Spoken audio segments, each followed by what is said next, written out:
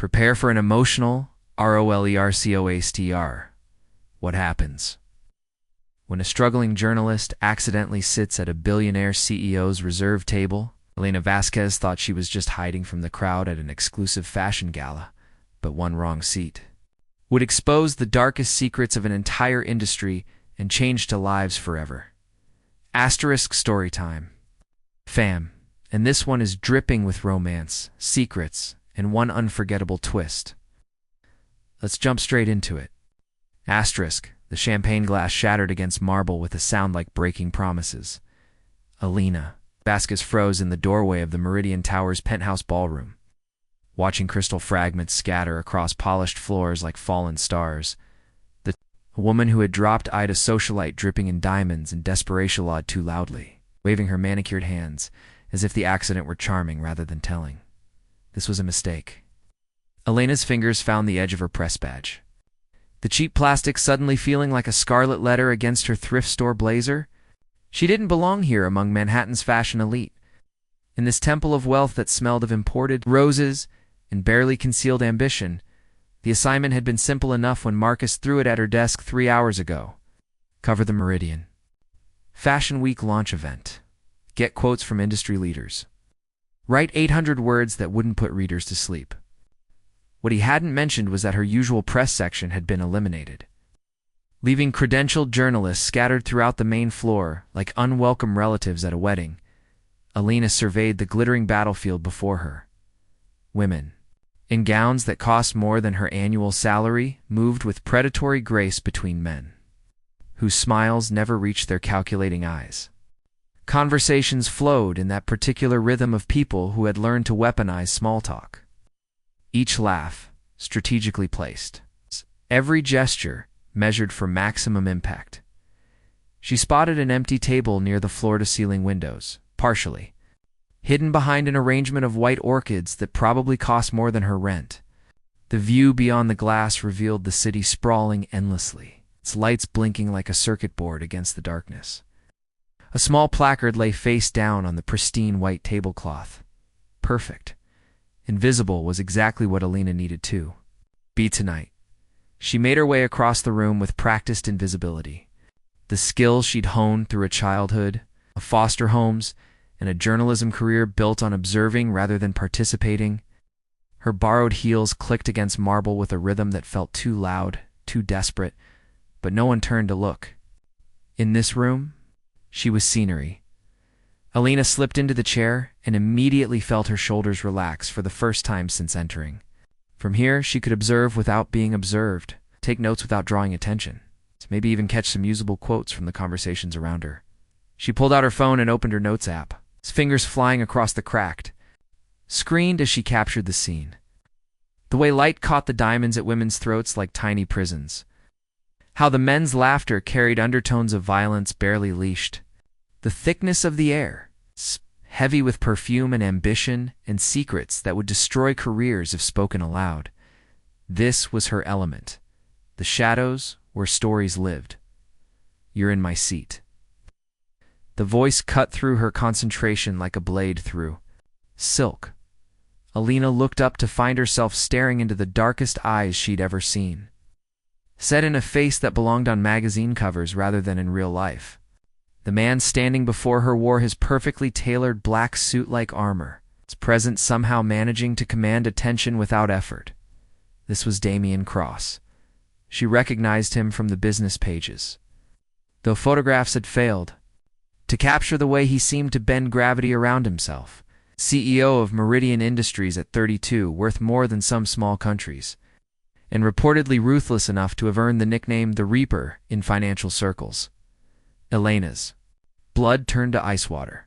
She glanced down at the placard she'd ignored, now face up beside her water glass. Reserved for D. Cross. I'm so sorry. She started to rise, her chair scraping against marble with a sound like fingernails on glass. I didn't realize. Got it. Was turned over and I thought, sit down.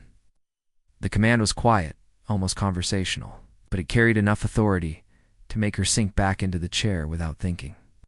Around them, conversations had begun to falter as other guests noticed. The unprecedented scene unfolding. Damian Cross, never spoke to journalists. He certainly never allowed unknown reporters to occupy his table. Instead of walking away or calling security, he moved around the table and pulled out the chair beside her. The action sent ripples of shock through the nearby guests like stones. "Thrown into still water? What's your name?" he asked, settling into his seat with fluid grace that suggested he'd never made an uncertain movement in his life. "Alina," the word came out barely above a whisper. "Alina Vasquez. I'm with Metropolitan Weekly, just covering the event." "It's covering the event," he repeated, and something in his tone made her look up. There was amusement in those dark eyes. But something else too, something that looked almost like recognition. "And what do you make of tonight's spectacle? Alina Vasquez of Metropolitan Weekly?" The question caught her completely off guard. She'd expected dismissal, perhaps anger, certainly not genuine curiosity, from a man whose time was reportedly worth more per minute than she made in a week. Alina swallowed hard, hyper-aware of the conversations around them dying as guests strained to listen. "It's beautiful, intimidating, like watching a performance where everyone knows the script except me." Damien's expression shifted almost imperceptibly, the carefully constructed mask slipping for just a moment to reveal something raw underneath. And if you knew the script, Lena studied his face, searching for the trap she was certain existed in the question. But all she saw was exhaustion, masked by expensive grooming, loneliness wrapped in designer silk, and something that looked suspiciously like hunger for honesty in a room built on beautiful lies. "I think I'd rather write my own lines," she said. For 3 seconds, that felt like eternity. Damien Cross stared at her. Then his mouth curved into what might have been the first genuine smile he'd worn all evening. "Careful," he said, his voice carrying a warning that made her pulse quicken. That kind of honesty could be dangerous in a place like this. Before Alina could respond, sharp heels announced an approaching storm. A woman materialized beside their table like a perfectly groomed hurricane, her smile bright enough to blind and cold enough to freeze.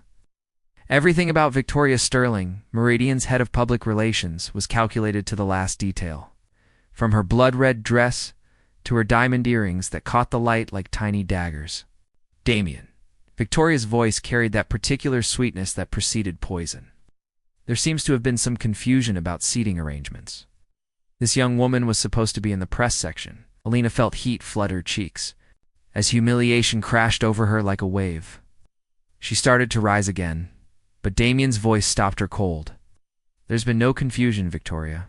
He didn't bother to look at the other woman, his gaze remaining fixed on Alina with an intensity that made her forget how to breathe.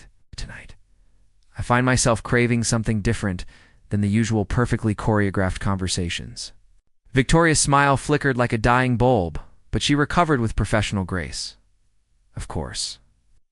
I'll leave you to your interview." As Victoria retreated on clicking heels, Alina became acutely aware of the dozens of eyes watching them, the whispered conversations beginning to buzz around the room like angry wasps. She had become the center of attention in the worst possible way. "I should go," she said quietly, reaching for her purse with hands that trembled slightly. "This is causing problems." "Is it?" Damien asked. "Or are they creating problems for themselves?" He gestured toward the other guests, many of whom were still stealing glances in their direction. "Tell me something, Alina. What do you see when you look at Meridian's latest campaign?" Alina followed his gaze to the massive display screens around the room, showcasing images of impossibly beautiful models in clothes that looked more like art than fashion. The tagline read, "Redefine your worth," in elegant silver script. "Honestly." The word slipped out before she could stop it, and she immediately regretted the choice. Honesty had already gotten her into enough trouble tonight, especially honestly, Damien said, and there was something challenging in his voice, as if he was daring her to continue being herself in a room where authenticity went to die. Alina took a breath that felt like stepping off a cliff. "It feels empty, like it's trying so hard to be profound that it forgot to mean anything. Beautiful people selling beautiful things to people who think beauty can be bought." The silence that followed felt dangerous. Lena could practically feel Victoria's glare from across the room, could sense the collective inhale of nearby guests who had caught her words. But Damien was smiling again, This time it reached his eyes. "You just destroyed 3 months of market research and a $1 million campaign with one sentence," he said. "And you're absolutely right." Alina stared at him, certain she had misheard. "I'm sorry, what?" "You heard me." Damien leaned closer, and she caught the scent of expensive cologne mixed with something darker, more complicated. "That campaign is everything wrong with this industry. Everything wrong with this world. And you saw through it in 30 seconds. "Don't understand." "No," he said, his voice dropping to something almost intimate. "I don't think you do. Not yet." Before Alina could ask what he meant, Damien stood with fluid grace. He pulled out his phone and did something she couldn't see, then slipped it back into his jacket. "Check your email in 10 minutes, he said. And Alina? She looked up at him, this impossible man who had somehow turned her biggest mistake into something that felt like destiny, or something you actually own next time. He walked away without another word, leaving Alina alone at his table with her heart hammering against her ribs and the certain knowledge that her life had just tilted off its axis in a way she couldn't yet comprehend. Alina's hands shook as she stared at the email that had arrived. Exactly 10 minutes after Damien Cross disappeared into the crowd. From d.cross@meridianindustries.com to easquez@metroweekly.com. Subject: Proposition my office. Tomorrow, 9 a.m. Come. Prepared to hear the truth about everything you think you know. Address attached. Ask for me specifically. P.S. Bring your notebook. You'll need it. She read it 3 times, certain she was hallucinating. Damien Cross didn't give interviews. He didn't meet with small-time journalists from weekly magazines that barely stayed. Afloat on local restaurant ads and community event coverage, and he certainly didn't send cryptic emails that sounded more like invitations to espionage than business meetings. Elena's phone buzzed with a text from Marcus, her editor. "Whatever you did tonight, half the fashion industry is talking about it. Story better be worth the chaos you've apparently caused." She looked around the ballroom, suddenly aware that conversations were still dying when she passed. That Victoria Sterling was watching her with the intensity of a hawk studying prey, that she had somehow become the evening's most fascinating disaster. What had she done? The next morning arrived gray and bitter. New York's autumn wrapped around the city like a threat. Alina stood outside Meridian Tower at 8:45, clutching a coffee that had gone cold 20 minutes ago and trying to convince herself. This wasn't an elaborate joke. The building stretched toward low-hanging clouds like a glass and steel monument to ambition. Its lobby a cathedral of marble and money. She felt distinctly out of place in her actual clothes, dark jeans, a burgundy sweater that had seen better years, and boots that were comfortable rather than fashionable. "Alina Vasquez for Mr. Cross," she told the receptionist, a woman whose beauty was so perfectly calibrated it felt slightly inhuman. 53rd floor. Express elevator bank. The woman's smile was professionally warm and somehow threatening. "He's expecting you." The elevator rode smoothly toward the clouds, each floor marking another step away from the world, Alina understood. When the doors opened, she stepped into a space that looked more like a modern art museum than an office. Floor 2 ceiling windows offered a view of Manhattan that made the city look like a toy model, all sharp angles and impossible distances. "Miss Vasquez." Alina turned to find a woman approaching, tall and elegant, with silver hair pulled into a perfect chignon. Everything about her suggested authority, tempered by genuine warmth. "I'm Catherine Morrison, Mr. Cross's executive assistant. He's waiting for you in the conference room." Catherine led her through corridors lined with photographs that Alina recognized. From fashion history, Avedon, Newton, Penn, images that had defined decades of style and aspiration, now reduced to corporate decoration. "A word of advice," Catherine said quietly as they walked. "Damien doesn't usually take meetings like this. Whatever you said last night made an impression. Don't waste it by trying to be what you think he wants. He gets enough of that." Before Alina could ask what she meant, they arrived at a set of double doors that whispered open to reveal a conference room dominated by a table that could have seated 20. Floor 2 ceiling windows offered a view so expansive it felt like looking down from heaven. Damien stood with his back to the door, silhouetted against the city skyline. He He'd traded last night's formal wear for dark jeans and a black sweater that somehow managed to look both casual and devastatingly expensive. When he turned, Alina was struck again by the intensity of his presence, the way he seemed to command attention without trying. "You came," he said, as if he'd genuinely been uncertain. "You made it sound important." "It is." Damien moved to the table, where several thick folders waited, beside a laptop and 2 cups of coffee that looked infinitely better than the one Alina had abandoned downstairs. "Sit, please." Alina chose a chair across from him, setting her notebook and pen on the polished surface with hands that felt steadier than they had any right to. "Mr. Cross, I should probably mention that I don't typically do puff pieces." "You're looking for positive coverage, I'm not?" He slid one of the folders across the table toward her. "Open it." Alina lifted the cover to find photographs that made her stomach clench. Images of factory workers, many of them children, bent over sewing machines in conditions that belonged in history books rather than modern industry. Faces hollow with exhaustion and desperation, hands that should have been holding toys instead, gripping needles and fabric. "These were taken 3 months ago," Damien said, his voice carefully controlled. "Bangladesh, Vietnam, Honduras. All factories that produce goods for fashion companies you'd recognize." Alina flipped through more photographs, each one a small act of violence against her assumptions about the industry she'd been covering. "Why are you showing me this?" "Because you were right last night. About the campaign. About the industry. About all of it."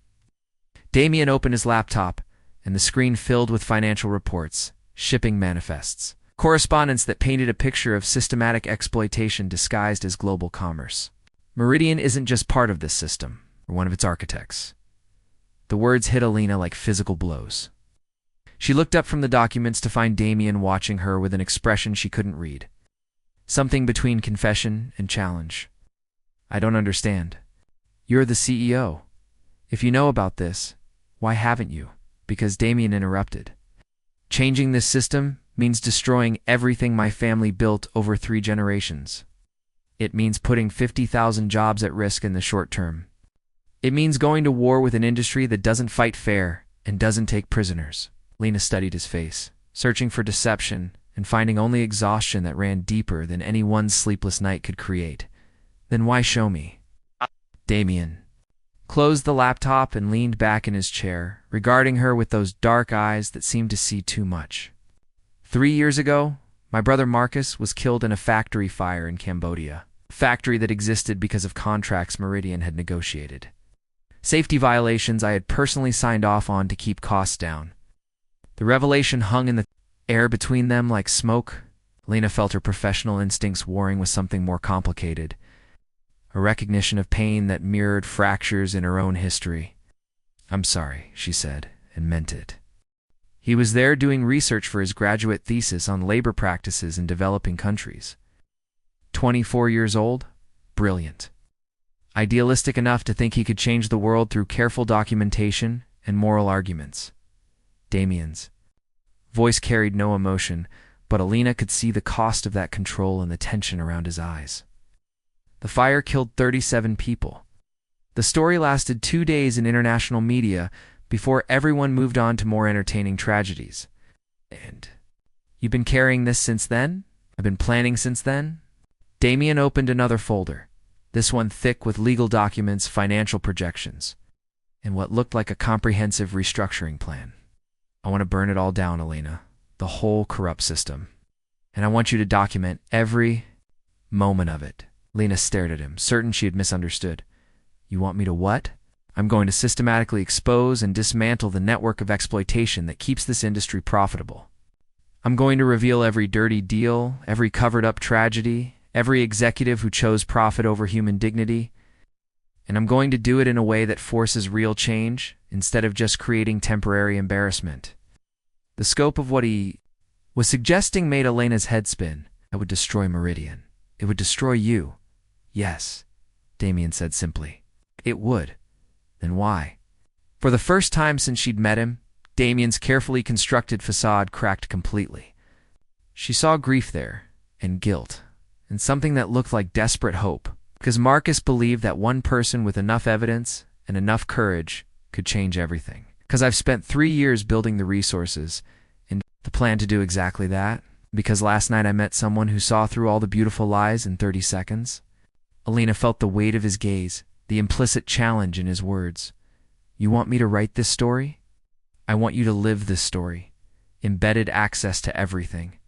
Documents, meetings, conversations that happen behind closed doors. Complete. Editorial independence. And when it's over, when the dust settles, your byline on the story that brings down an empire. The offer was impossible, terrifying, and absolutely the opportunity of a lifetime. Alina could already see the story taking shape, could feel the pull of investigative work that actually mattered. But she could also see the dangers lurking in the shadows of such an undertaking. Why me? She asked. Because any journalist in the world would have an agenda, a career to protect, advertisers to consider, editors to please. You write for a magazine that survives on restaurant reviews and community theater coverage. You have nothing to lose. And everything to gain. That's not exactly flattering. It's honest. Honesty is the only thing that's going to survive what I'm planning to do. Alina stared at the folders spread across the table, each one containing enough evidence to end careers, topple companies, reshape an entire industry. The scope of it was overwhelming, the implications staggering. There's something else, Damien said, his voice dropping to something more intimate. Something you should know before you decide. What? This won't just destroy Meridian, it'll destroy me personally. Financially, professionally, probably legally. I'll be lucky to avoid prison. When all the evidence comes out, including evidence of things I've done, decisions I've made, his eyes found hers across the table. I'm asking you to document my own downfall. Alina felt her breath catch. The vulnerability in his admission was staggering, the trust it implied almost impossible to believe. And you'd let me write about all of it? Even the parts that make you look like a villain? Especially those parts? Damien reached across the table and slid another folder toward her, this one labeled with her name. Because the biggest story isn't the corruption we're going to expose. It's whether redemption is possible when you've already damned yourself. Alina opened the folder and found herself looking at a contract unlike anything she'd ever seen. Editorial independence. Unprecedented access. Financial backing that would let her focus exclusively on this investigation for as long as it took. And at the bottom, a figure that made her double take. This is more money than I've made in my entire career, she said. Blood money, Damien replied. Payment for helping me burn everything I've built and probably everything I am. Alina looked up from the contract to find him watching her with an expression that was equal parts hope and resignation, as if he expected her to walk away but needed her to stay. I have one question, she said. Ask it. What happens if we succeed? What happens to you when this is over? Damien was quiet for a long moment, his gaze drifting to the city spread out beyond the windows. When he looked back at her, she saw something in his eyes that made her chest tighten. I disappear, he said. Simply, this version of me anyway. The man who built an empire on other people's suffering doesn't get to survive the reckoning. Alina stared at him, understanding finally crystallizing. This wasn't just an investigation he was proposing. It was elaborate suicide, professionally and personally, disguised as justice. He was asking her to help him destroy himself in the most public way possible, and somehow, despite every rational instinct, screaming warnings, she found herself reaching for the pen. When do we start? She asked. 2 weeks into the investigation, Lena realized she was falling in love with a man who was systematically destroying himself. The realization hit her in Damien's private office at midnight, surrounded by documents that painted pictures of corruption so deep and systemic it made her physically sick. He stood at the windows overlooking the sleeping city, his reflection ghost-like against the glass, and she found herself memorizing the line of his shoulders, the way shadows carved his profile into something both beautiful and haunted. This was dangerous territory. Lena had built her career on maintaining professional distance, on observing rather than participating. But Damien Cross was making that impossible with every shared coffee, every late-night revelation, every moment when his carefully constructed armor slipped to reveal the wounded man underneath. The Jakarta files came in today, he said without turning around. His voice carried exhaustion that went deeper than sleeplessness, the weight of discoveries that kept getting worse. 17 factories, all with Meridian contracts. All with safety violations that would shut them down tomorrow if anyone with authority actually cared. Alina looked down at the tablet in her lap, scrolling through photographs that documented human misery with clinical precision. Workers sleeping on factory floors because they couldn't afford housing, children whose hands were scarred from needles and machinery, faces that would haunt her dreams for years to come. "How do you live with knowing all this?" she asked Damien. Finally turned from the window, and in the soft lighting of his office, she could see every line of strain around his eyes. Every shadow that spoke of sleepless nights and relentless guilt. "I don't," he said simply. "I exist. I function. But living requires a kind of peace I gave up 3 years ago." Alina set the tablet aside and stood, crossing to where he remained silhouetted against the city lights. This close, she could smell his cologne mixed with coffee and something darker, more complicated. I could see the precise way he held himself, as if relaxation were a luxury he'd forgotten how to afford. "Damien," she started, then stopped, uncertain how to voice what was building between them. The electric current that seemed to arc across every conversation, every accidental touch, every moment when their professional relationship felt like a disguise they were both struggling to maintain. "I know," he said quietly. "I feel it too." The admission hung in the air between them like a confession, dangerous and inevitable. Alina found herself close enough to see the flecks of gold in his dark eyes, close enough to feel the heat radiating from his skin, close enough to make a mistake that could destroy everything they were working toward. "This is a bad idea," she whispered. "Terrible idea," he agreed, his voice rough with something that might have been desire or desperation, or both. Neither of them moved away. Elena's phone buzzed with a text message, shattering the moment like glass against stone. She stepped back, fumbling for the device with hands that trembled slightly. The message was from an unknown number. "Stop digging, or people get hurt. This is your only warning." Ice flooded Elena's veins. She held the phone out to Damien, watching his expression harden as he read the message. "How did they get your number?" he asked, his voice taking on an edge she'd never heard before. "I don't know. I've been careful about who I've contacted. But we've been naive if we thought no one would notice what we're doing." Damien pulled out his own phone, fingers flying across the screen. "I'm calling security. You're getting protection starting tonight." "It's not necessary, Alina." The way he said her name stopped her protest cold. "These aren't people who make empty threats. If they're contacting you directly, it means they see you as a real threat to something worth protecting." Before Alina could respond, Damien's phone rang. He glanced at the caller ID, and his expression shifted to something she couldn't read. "Victoria," he answered, putting the call on speaker.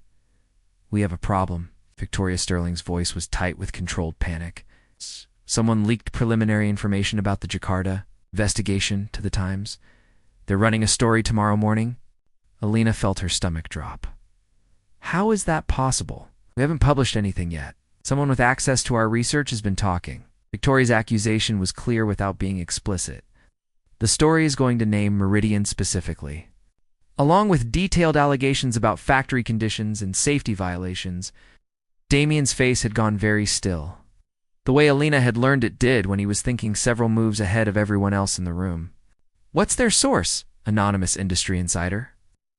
"But Damien, there are details in their reporting that only someone with access to our internal documents would know." The implication hit Alina like a physical blow. Someone in their small circle of trusted contacts was feeding information to outside sources. Someone was sabotaging the investigation before they could control how the story broke. "I need to see the article," Damien said. "I'll send it over." "But Damien, there's something else. The leak didn't just go to the Times. 3 other major outlets are running related stories tomorrow. Forbes, Wall Street Journal, Washington Post. Someone coordinated a media blitz designed to bury us before we could tell our side of the story." Alina sank into the chair behind her, mind racing through the implications. Their carefully planned investigation was being hijacked, weaponized against them by someone who clearly understood the stakes involved. Who has access to the Jakarta files? Alina asked. I, Internal team only, Victoria replied. after myself, legal department, and the two of you? And external consultants, Damien added, his voice growing quieter as he worked through possibilities. The forensic accountants, the private investigators in Southeast Asia, the documentary photographer we contracted for additional evidence. That's still less than 15 people, Alina said. 15 people is 14 too many when you're dealing with information this explosive. Damien ended the call with Victoria and immediately dialed another number. James, I need a full security audit of everyone with access to Project Reckoning tonight. I don't care what it costs. Alina watched him transform from the vulnerable man she'd been standing close to moments earlier into something harder, more dangerous. The CEO, who had built an empire through ruthless calculation, was emerging from beneath the guilt-ridden reformer. And the sight was both thrilling and terrifying. This changes everything, she said. No. Damien's eyes found hers across the room, and she saw steel there now. Resolve that cut through exhaustion and doubt like a blade. This accelerates everything. What do you mean? I mean, we go public tomorrow. Full disclosure, complete transparency, everything we've been building toward. We beat them to the punch with our own story. Alina stared at him. That's insane. We're not ready. You haven't verified half the evidence. Haven't built the narrative structure. Haven't prepared legal defenses. And if we wait, we lose control entirely. Damien crossed to his desk, fingers flying across his computer as he began pulling up files. Someone is trying to destroy us before we can destroy ourselves on our own terms. I won't let that happen. Damien, listen to yourself. This isn't strategy, it's desperation. He looked up from the computer, and Alina saw something in his expression that made her breath catch. Not just resolve, but something darker. Something that looked like relief. Maybe it is, he said. Maybe I'm tired of carrying this weight. Maybe I want it finished, regardless of the consequences. And what about the people counting on us to do this right? The workers whose stories we're telling, the victims who deserve justice rather than just revenge? The question hit its mark. Damien's hands stilled on the keyboard, his carefully constructed momentum faltering. You're right, he said after a long moment. But Alina, if someone in our circle is feeding information to outside sources, then everything we're working on is compromised. Every person we're trying to protect is at risk of being exposed before we can build proper safeguards. Alina felt the weight of impossible choices pressing down on both of them. Move too fast, and they risked destroying the very people they were trying to help. Move too slow, and someone else would control the narrative, potentially burying the truth under layers of corporate spin and legal maneuvering. Her phone buzzed again. Another unknown number. The girl's apartment. 43rd in Lexington. Wouldn't want anything to happen to her. This time the blood drained completely from Elena's face. She held the phone out to Damien with hands that shook visibly. They know where. I live, she whispered. Damien was already moving, grabbing his jacket from the chair and heading for the door. We're leaving now. Where are we going? Somewhere safe while I figure out how to end this without getting you killed. Alina followed him toward the elevator, her mind reeling with the implications of how quickly their investigation had turned into something that felt like warfare.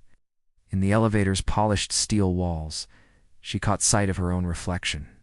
Pale and frightened, standing next to Damien's dark intensity.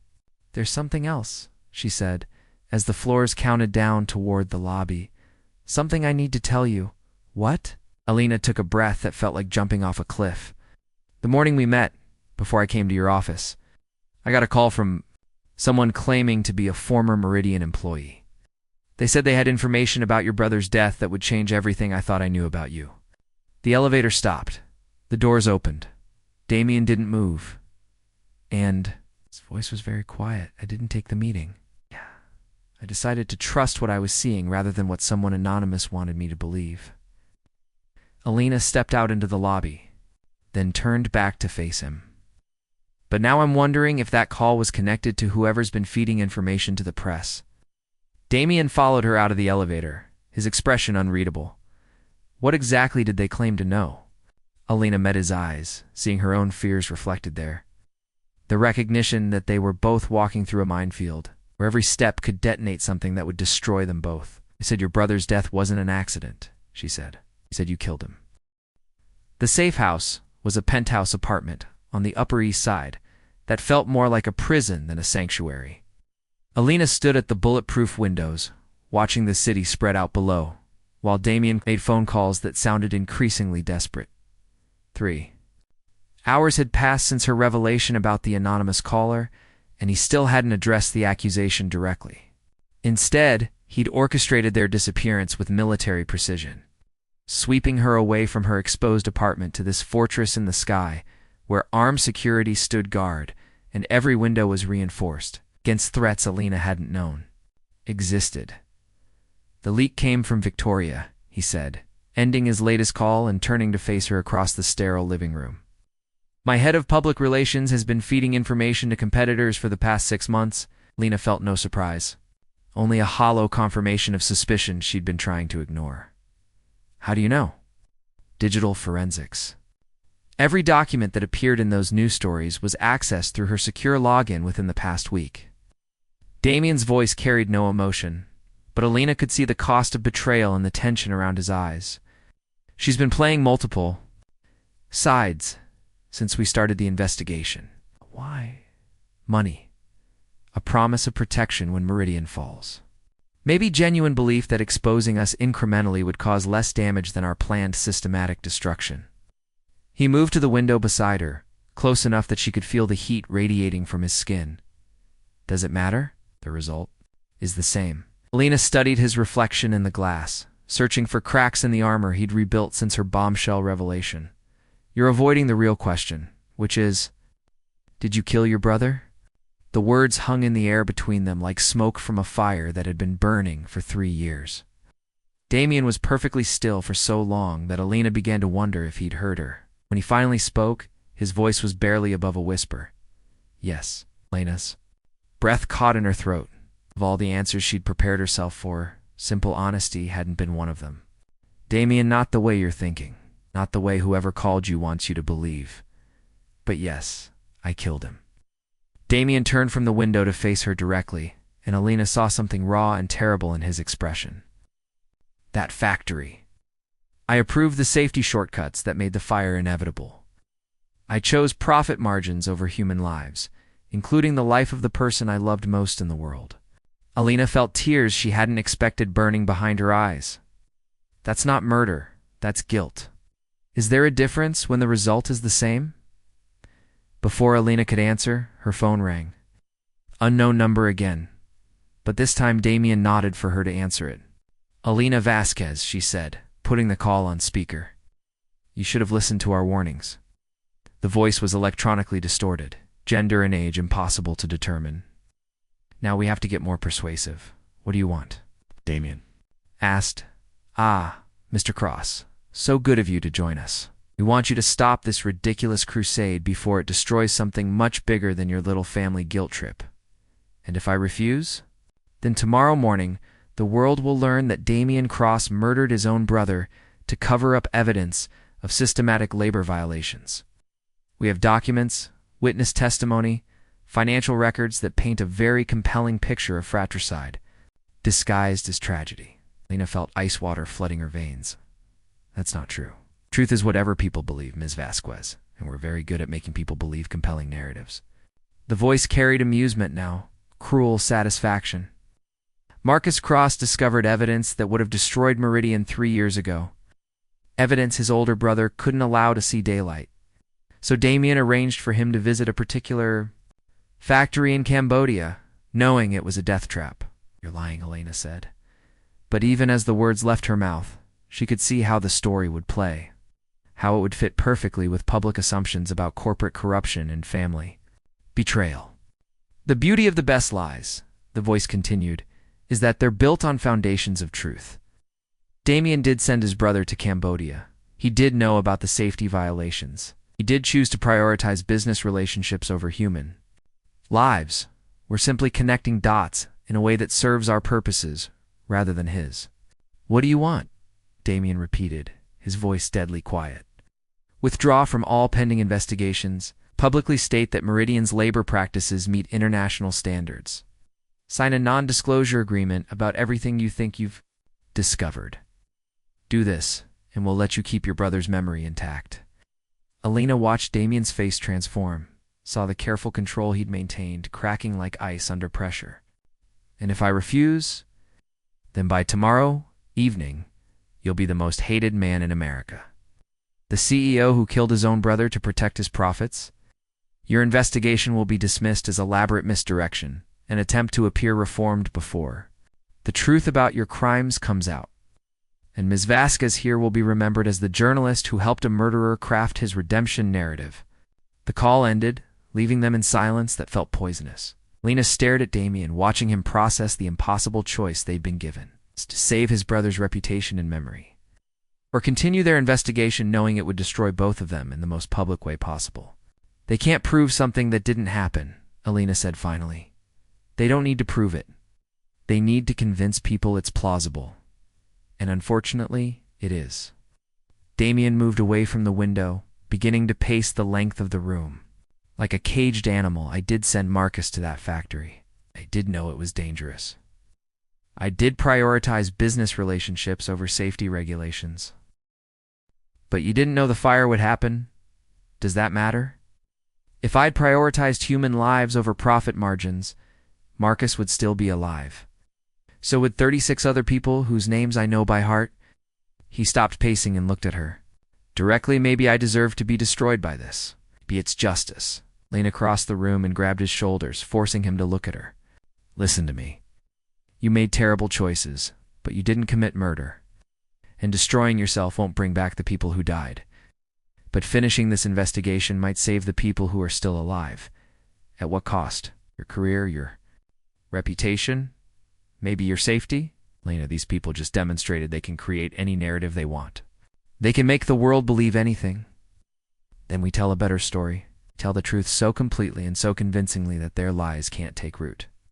Damien stared at her, and Alina could see him warring with himself, weighing impossible choices on scales that would never balance. There's something else, he said finally. Something I haven't told you. Alina braced herself, recognizing the tone that preceded revelations that changed everything. The factory where Marcus died, it wasn't random. I didn't just send him there. For research. Damien's voice dropped to something barely audible. I sent him there specifically because I knew he was getting close to evidence that would destroy everything. Evidence about our labor practices, our financial arrangements, our systematic exploitation of workers in developing countries. Alina felt the floor tilting beneath her feet. What are you saying? I'm saying I sent my brother to a dangerous factory in a foreign country because I was afraid of what he might discover if he stayed in New York. I told myself it was to give him better research access, to help his thesis. But the truth is, I wanted him far away from our corporate headquarters and the evidence he was accumulating. Damien, I didn't know the fire would happen, but I did know that factory was dangerous. I sent him there anyway because protecting Meridian was more important to me than protecting my brother. His eyes found hers across the room, and Alina saw guilt there that ran deeper than any ocean. So maybe I didn't light the match, but I built the pyre. Alina stared at him, understanding. Finally crystallizing. This wasn't just about redemption or justice or exposing corporate corruption. This was about a man who had spent 3 years designing the most elaborate suicide in corporate history. And she was the weapon he intended to use. You want them to destroy you, she realized. You want the world to believe you're a murderer? Because you think that's what you deserve. I want the truth to matter more than my comfort. No. Alina moved closer to him, seeing clearly for the first time the depth of manipulation she'd been drawn into. You want to be punished? And you've been using me to design your own execution. Damien didn't deny it, which was confirmation enough. Alina felt fury building in her chest, clean and bright and furious. How dare you? Alina, no, how dare you? Turn me into an instrument of your guilt. How dare you make me complicit in your elaborate self-destruction? She was shouting now, months of suppressed suspicions and ignored instincts, finally finding their voice. I thought we were exposing corruption to protect workers, to seek justice for your brother, to change an industry. But you just wanted a journalist to document your martyrdom. That's not exactly what this is. Alina grabbed her jacket from the chair, suddenly desperate to escape the suffocating atmosphere of manipulation and manufactured crisis. "You've been lying to me from the beginning. It's not about the facts, but about your motivations, about what you really wanted." "Where are you going?" Alina stopped at the door and turned back to face him. In the stark lighting of the safe house, he looked exactly what he was, a man who had confused guilt with purpose, self-destruction with justice. "I'm going to finish this story," she said, "but I'm going to tell the real truth.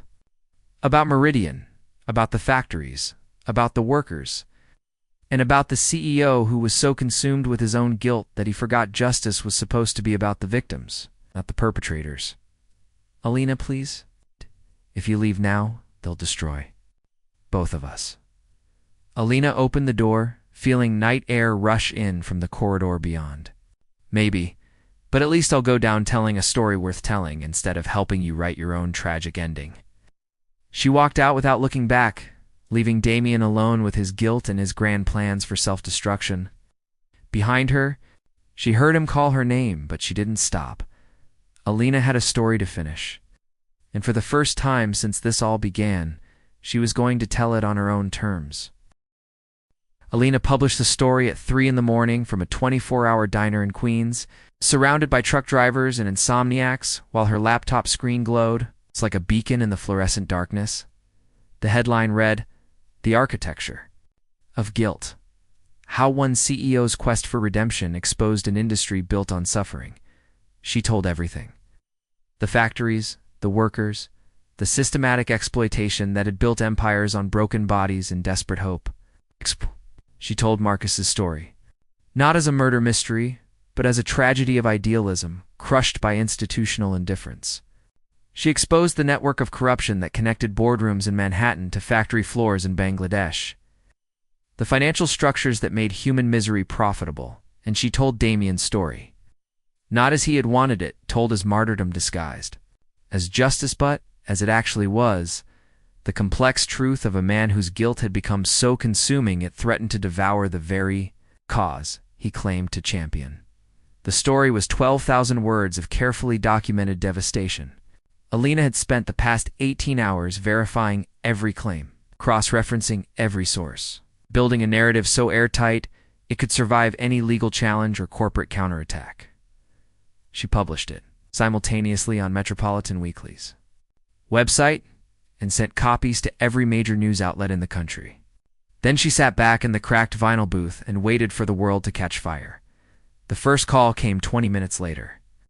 Marcus, her editor, sounding more awake than she'd ever heard him. "Alina, what have you done? My job? This is going to destroy Meridian. It's going to destroy Cross. Hell, it might destroy the entire fashion industry." Alina sipped coffee that tasted like burnt dreams and watched early morning traffic begin to build on the street outside. Good. The calls continued throughout the dawn hours. Other journalists wanting quotes, television producers offering interview slots, legal experts weighing in on the implications. Alina answered them all with professional detachment, giving interviews that focused on the workers whose stories she'd told rather than the CEO. His dramatic fall had made those stories possible. By noon, Meridian's stock had fallen 70%. By evening, 3 other major fashion companies had announced immediate audits of their overseas operations by the end of the week. Congressional hearings had been scheduled. Elena's phone buzzed with a text from an unknown number. But this time she wasn't afraid to read it. "You chose well. The workers in Jakarta want to thank you personally. When you're ready, we'll arrange a meeting." It was signed with a name she recognized from her research, Chen Wei, the labor organizer who had been documenting conditions in Southeast Asian factories. For the past 5 years, real change, Alina realized. It's not just destruction disguised as justice, but actual progress built on truth rather than guilt. 3 weeks later, Alina sat in Damien's empty office, packing the last of the documents they'd accumulated during their investigation.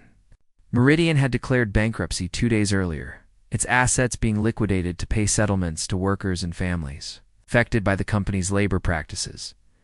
Damien had disappeared the morning after her story broke, leaving behind only a letter of resignation and instructions for his lawyers to cooperate fully with all pending investigations. No one had seen him since. Though rumors placed him everywhere from a monastery in Tibet to a refugee camp where he was volunteering with displaced workers, Alina preferred not to speculate. She had learned to separate the story from the storyteller, the cause from the complicated man who had brought her into it. Ms. Vasquez? Alina looked up to find Catherine Morrison standing in the doorway, looking older than she had just weeks earlier, but somehow more peaceful. "I wanted to thank you," Catherine said, "not for what happened to Damien, but for giving those workers a voice, for making their stories matter more than our corporate drama. They were always the real story." "Yes, but it took someone with your integrity to recognize that." Catherine moved into the office, looking around at the empty walls where photographs of fashion history had once hung. "There's something I think you should know about Damien." Alina waited, no longer surprised by revelations but still curious. About the man who had changed her life so completely. The morning Marcus died, Damien received a call from his brother. Marcus had discovered evidence about the factory safety violations, just as your story reported. But he hadn't called to confront Damien or threatened to expose the company. Catherine moved to the window where Damien had stood so many nights, silhouetted against the city lights. He called to ask for help. To ask Damien to use his influence to improve conditions, to be better than the industry standard, Marcus believed. His brother could change things from the inside, could use Meridian's power to protect workers rather than exploit them. Lena felt something twist in her chest, a recognition of tragedy that ran even deeper than she'd understood. Damien promised. He would. He told Marcus he'd implement new safety standards, begin immediate audits, start the process of reform. And he meant it, Alina. In that moment, he genuinely intended to become the man his brother believed he could be. But the fire happened 6 hours later before Damien could act on any of his promises. And he spent the next 3 years believing that if he'd moved faster, if he'd prioritized Marcus's concerns over board meetings and profit projections, 37 people would still be alive. Alina closed the last box of documents, understanding finally settling over her like a weight that was somehow also a relief. He wasn't trying to destroy himself, she realized. He was trying to become the person Marcus thought he already was. Yes. The investigation, the exposure, the systematic dismantling of everything he'd built it was never about punishment. It was about proving that Marcus had been right to believe in him. Lena thought about the man she'd walked away from in the safe house, consumed by guilt and grand gestures. She thought about the workers whose stories had finally been heard, the changes that were already beginning to ripple through an entire industry. Sometimes, the most important transformations began with someone willing to burn down everything they'd built in service of becoming who they should have been all along. Elena's phone buzzed with another message. This one from a verified number she recognized. The Jakarta trip is confirmed for next month. The workers are eager to meet the journalist who told their stories. Thank you for seeing us as people rather than statistics. She looked out at the city sprawling beyond the empty office windows, thinking about all the stories still waiting to be told, all the voices still fighting to be heard above the noise. Of systems designed to silence them, Alina had learned something valuable in these past months about the difference between justice and revenge, between truth and dramatic narrative, between changing the world and simply documenting its failures. Real change was quieter than she'd expected, less dramatic but more lasting. It lived in congressional hearings and new safety regulations, in worker organizing and corporate accountability, in the slow, patient work of building something better from the ashes of what had been. 3 months later, Alina received a postcard. With no return address, the image showed a small school in rural Cambodia, children playing in a courtyard surrounded by new construction. On the back, in handwriting she recognized, were just 3 words: Marcus would approve. Alina smiled and pinned the postcard to her office wall, next to photographs from Jakarta and testimonials from workers whose lives had been changed by a story that had started with a wrong table and a honest conversation. She never saw Damien cross again, but sometimes, reading reports about new labor protections or factory safety improvements, she felt his presence in the work. not as the guilty CEO seeking redemption, but as the man his brother had always believed he could become. Alina turned back to her computer, where a new story was taking shape. Another investigation, another truth that needed telling, another chance to give voice to people the world preferred to ignore. This was her work now. This was what mattered.